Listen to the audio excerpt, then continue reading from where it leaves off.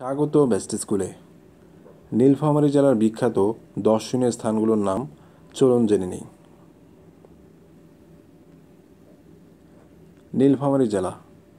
নীলফামারী জেলা বাংলাদেশের উত্তর পশ্চিমাঞ্চলে অবস্থিত রংপুর বিভাগের অন্তর্গত একটি জেলা। নীলফামারী তিস্তা নদীর তীরে অবস্থিত। নীলফামারী মূলত একটি কৃষি নির্ভর জেলা।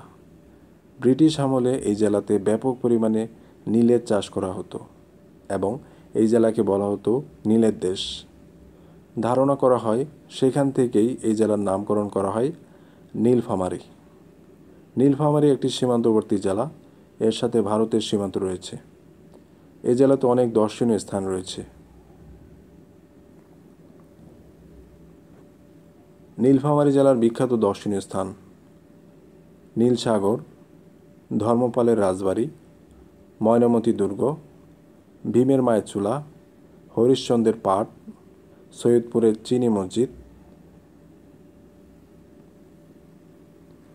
তিস্তা ব্যারেজ ও সেচ প্রকল্প, সৈয়দপুর রেলওয়ে কারখানা, নীলফামারী জাদুঘর, কুন্দপুকুর মাজার, দুন্দিবাড়ি সুইচ গেট, বাসার গেট, স্মৃতি অম্লান, ডিমলা রাজবাড়ি ইত্যাদি উল্লেখযোগ্য।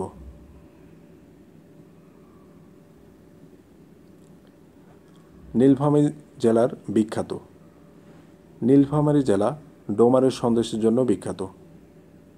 ভিডিওটি ভালো লাগলে চ্যানেলটি অবশ্যই সাবস্ক্রাইব করুন এবং লাইক করুন।